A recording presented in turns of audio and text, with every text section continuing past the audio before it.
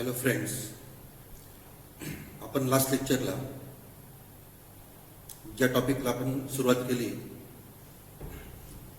Polarisation of light, बरोबर. तर last लेक्चरला आपण what is mean by polarisation of light, नंतर डिफरंट टाइप्स ऑफ लाईट बघितले आणि डिफरंट डेली लाईफमधले एक्झाम्पल्स बघितले आणि आपण लाईटचे पण एक्झाम्पल बघितले, बरोबर. आता बघा, आजच्या लेक्चरला टॉपिक कंटिन्यू आहे, सेम टॉपिक आहे, पोलरायझेशन ऑफ लाईट, बरोबर. आता आजच्या लेक्चरला आपल्याला नेमकं काय स्टडी करायचं आहे की नेमकं लाईटचं पोलरायझेशन कसं करायचं, how to polarise the light, बरोबर. How to polarise the light. आता पोलरायझेशन करण्याच्या भरपूर टेक्निक आहेत किंवा भरपूर मेथड्स आहेत.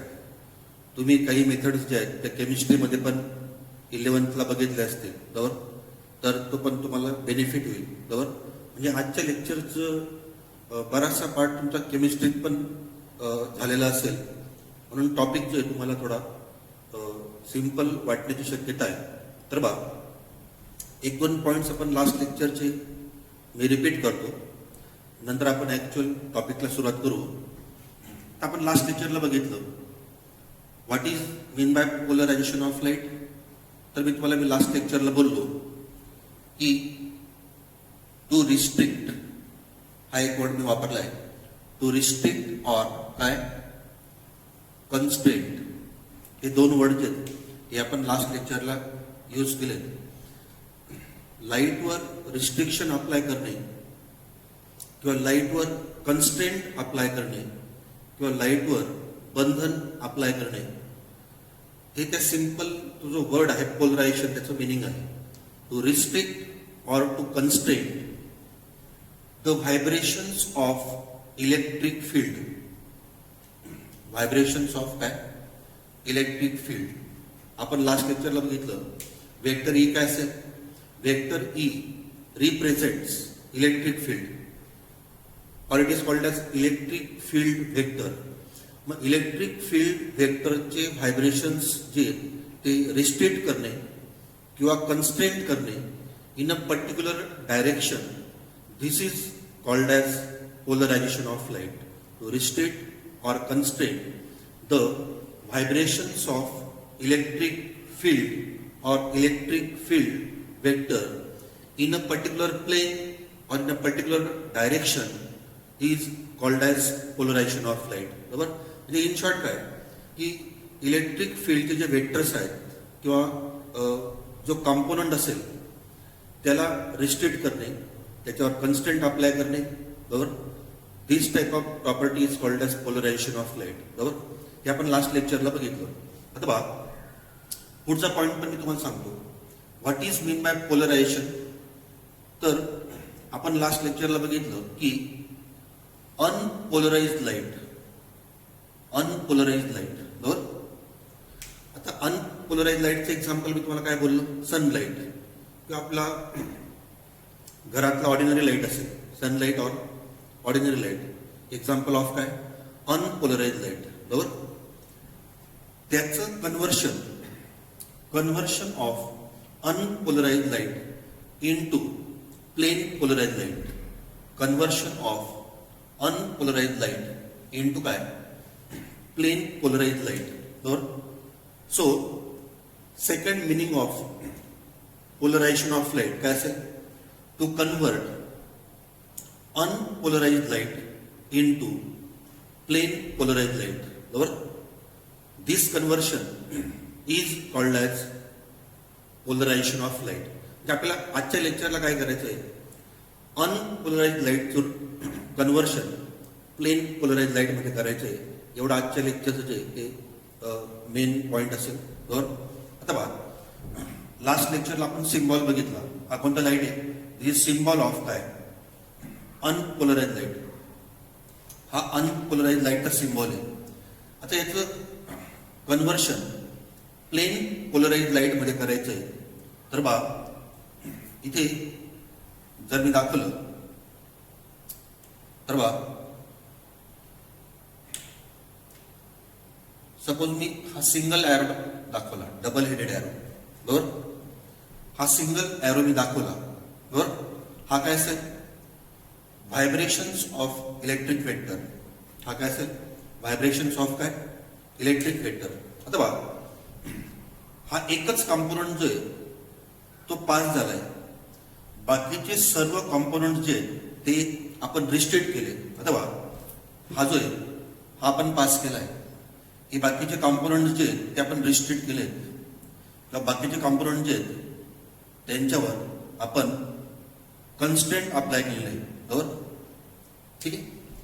आपण एकच वेक्टर पास केलाय आणि बाकीच्या वेक्टर्सला आपण रिस्ट्रिक्ट केलं किंवा कन्स्ट्रेंट केलं. So this is unpolarise light. आणि हा काय असेल मग, दिस इज काय, प्लेन पोलराइज लाईट, बरोबर. हा असेल अनपोलराइज लाईट, हा असेल प्लेन पोलराइज लाईट. नंतर लास्ट लेक्चरला मी तुम्हाला अजून एक एक्झाम्पल बोललो होतो, ऑर. इथे ऑर घेतो, एरो आणि डॉट, बरोबर. एरो आणि डॉट. ठीक. आता बघा, हा पण कसलं सिम्बॉल आहे, अनपोलराइज लाईटचं सिम्बॉल आहे. आता याचं कन्व्हर्शन प्लेन पोलराइज लाईट मध्ये करायचं आपल्याला, बरोबर. आता बघा, हे पण मी तुम्हाला लास्ट लेक्चरला बोललोय. समजा हे डायरेक्शन ऑफ प्रॉपगेशन, फक्त एरो पास केले, सपोज फक्त एरो पास केले, बरोबर. हा कोणता लाईट आहे, प्लेन पोलराइज लाईट, बरोबर. म्हणजे मग आपण काय केलं, डॉटला रिस्ट्रिक्ट केलं, बरोबर. डॉट कॉम्पोनंट जो आहे तो आपण रिस्ट्रिक्ट केला, एरोला आपण पास केलं, म्हणजे आपण डॉटवर रिस्ट्रिक्शन अप्लाय केलं, किंवा आपण डॉटवर कन्स्ट्रेंट अप्लाय केला. म्हणजे आपण काय केलं, मग लाईटचं पोलरायझेशन केलं आपण, बरोबर. Conversion of unpolarise light into काय, प्लेन पोलराइज लाईट, बरोबर. हे लास्ट लेक्चरचे पॉइंट्स मी इथपर्यंत रिपीट केलेले आहेत, बरोबर. जर तुम्ही लास्ट लेक्चर बघितलं नसेल तर तुम्हाला इथून पण टॉपिकला लिंक जी ती मिळून जाईल. आता बघा, पुढचा वर्ड बघा, पोलरायझर. वर्ड बघा, पोलरायझर. शब्दशः अर्थ घ्या, पोलराइज करणारा, बरोबर. लाईटचं पोलरायझेशन करणारा काय असेल, पोलरायझर, बरोबर. आता बघा, हे जे पोलरायझर आहेत हे तुम्हाला केमिस्ट्रीमध्ये 11th तुम्ही बघितलं असेल. निकोल प्रिझम जो आहे हा तुम्ही 11th बघितला असेल, बरोबर. So how to polarise the light by using Nicol prism, बरोबर. इथे आपल्या सिलेबसला निकोल प्रिझम नाही. दुसरं एक्झाम्पल आहे पोलरायझर, एक्झाम्पल पोलराइड, हे आपल्या सिलेबसला आहे, बरोबर. तर मी तुम्हाला पोलराइडचं एकदम सिंपल एक्झाम्पल सांगतो. हे प्लास्टिक शीट आहे, Polaroid is synthetic plastic sheet आहे, बरोबर.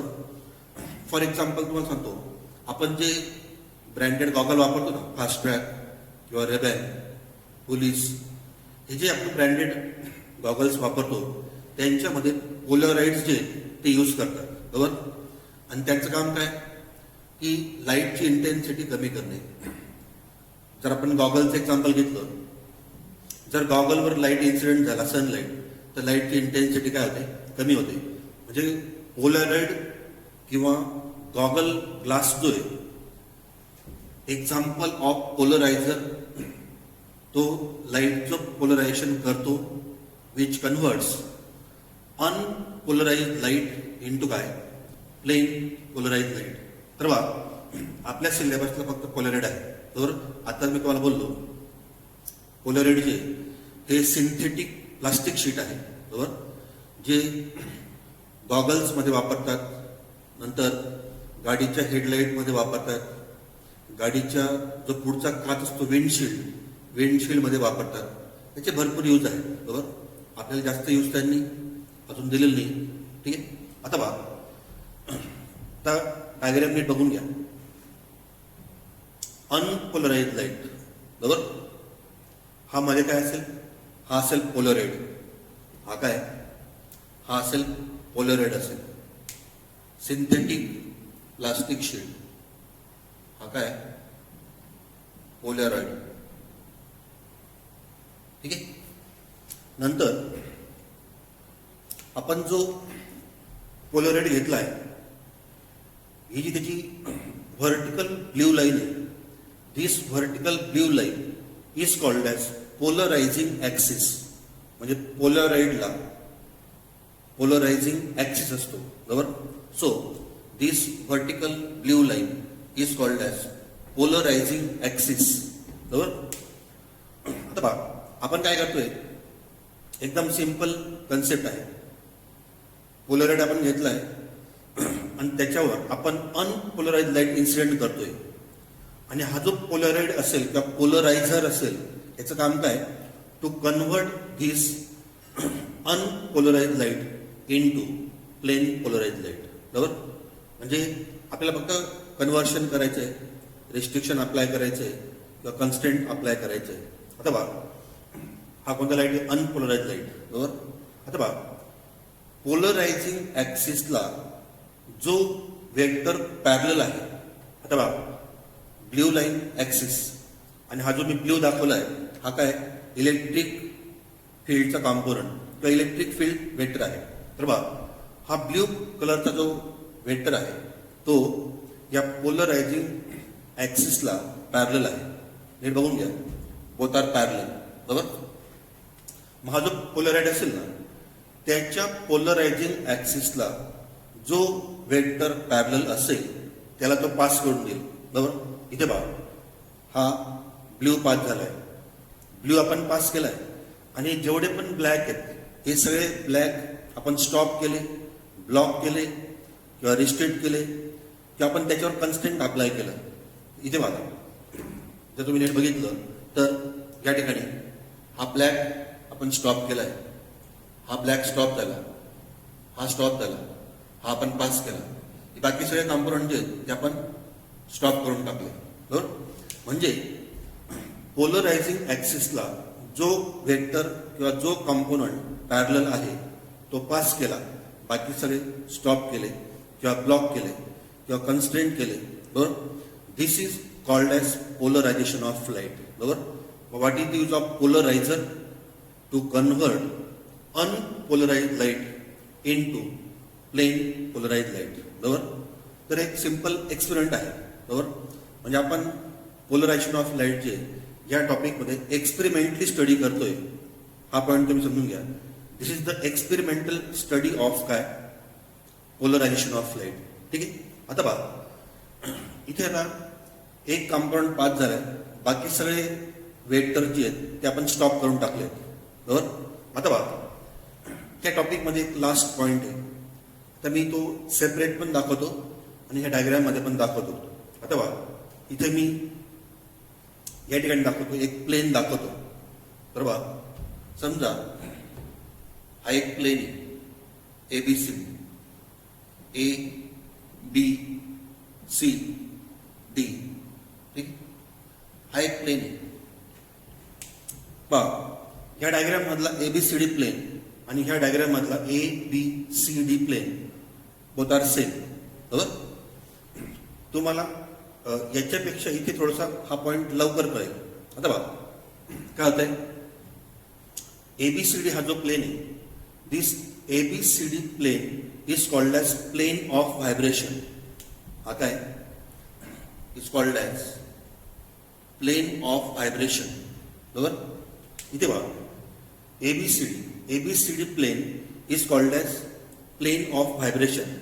शब्दशः अर्थ घ्यायचा, ज्या प्लेनमध्ये व्हायब्रेशन्स आहेत, the plane which contains the vibrations of electric vector, vibrations of electric vector, that plane is called as plane of vibration. एकदम सिंपल मिनिंग आहे, ज्या प्लेनमध्ये इलेक्ट्रिक फील्डचे व्हायब्रेशन्स आहेत, प्रेझेंट आहेत, that plane is called as plane of vibration. आता बघा, हीच डायग्राम मी इथे दाखवतो. तर बघा, हा जो ABCD प्लेन आहे याच्यामध्ये बघा व्हायब्रेशन आहे, व्हायब्रेशन्स ऑफ काय, इलेक्ट्रिक व्हेक्टर, बरोबर. एक दुसरा प्लेन आहे PQRS, is called as plane of polarization. Or this plane is called as plane of polarization. बरोबर. आता बघा, ही दोघं प्लेन एकमेकांना परपेंडिक्युलर आहेत. बरोबर. जर आपण प्रॅक्टिकली बघितलं तर ते असं असेल बा, एबीसीडी हा प्लेन बोर्डवर आहे. आता हा जो PQRS प्लेन असेल ना, हा त्याला एक्झॅक्टली परपेंडिक्युलर आहे. So plane of polarisation is exactly perpendicular to the plane of vibration. बरोबर. तर डायग्राम मध्ये काही वेळेस कळणार नाही, प्रॅक्टिकली नीट बघून घ्या. हा बोर्डवर एबीसीडी किंवा बोर्ड घ्या आणि हा सेकंड प्लेन ऑफ पोलरायझेशन जो त्याला एक्झॅक्टली काय परपेंडिक्युलर आहे. बरोबर. आता बघा, प्लेन ऑफ पोलरायझेशन याच्यामध्ये तुम्हाला व्हायब्रेशन नाही सापडणार. Plane of polarisation does not contain vibrations. मग हा जो प्लेन ऑफ पोलरायझेशन असेल, आता याच्यामध्ये व्हायब्रेशन का नाही येत? कारण ते व्हायब्रेशन आपण काय केले, ह्या पोलरॉइडने स्टॉप केले किंवा रिस्ट्रिक्ट केले किंवा कन्स्टंट केले. एकच कॉम्पोनंट जो ऍक्सिसला पॅरलल आहे तो फक्त पास झाला. बाकीचे कॉम्पोनंट जे आहेत किंवा बाकीचे व्हेक्टर जे आहेत ते स्टॉप झाले. जे स्टॉप झाले त्यांची प्लेन कोणती? Plane of polarisation. आणि जे पास झालेत, हा पास झालाय ब्ल्यू, हा इकडचा ब्ल्यू ज्याच्यामध्ये असेल ती प्लेन ऑफ व्हायब्रेशन. एक सोपं लक्षात ठेवा, plane of vibration which contains the vibrations of electric vector. बरोबर. आणि प्लेन ऑफ पोलरायझेशन त्याच्या उलट, this plane does not contain the vibrations of electric field, vibrations of electric field vector. म्हणजे एका प्लेन मध्ये तुम्हाला व्हायब्रेशन सापडतील, हे सापडलंय, पण त्याला एक्झॅक्टली जो परपेंडिक्युलर प्लेन असेल त्याच्यामध्ये व्हायब्रेशन मिळणार नाहीत. कारण ते पोलरॉइडने स्टॉप केले, ब्लॉक केले किंवा रिस्ट्रिक्ट केले किंवा कन्स्टंट केले. बरोबर. म्हणजे जर तुम्ही आजचं लेक्चर जर नीट बघितलं तर आजच्या लेक्चरचा मेन पार्ट काय की पोलरायझेशन ऑफ लाईट जे ते आपण एक्सपेरिमेंटली स्टडी केलंय बाय युझिंग एक्सपेरिमेंट. बरोबर. आपण पोलरॉइड वापरला, polaroid as a polariser, polarise करणारा. बरोबर.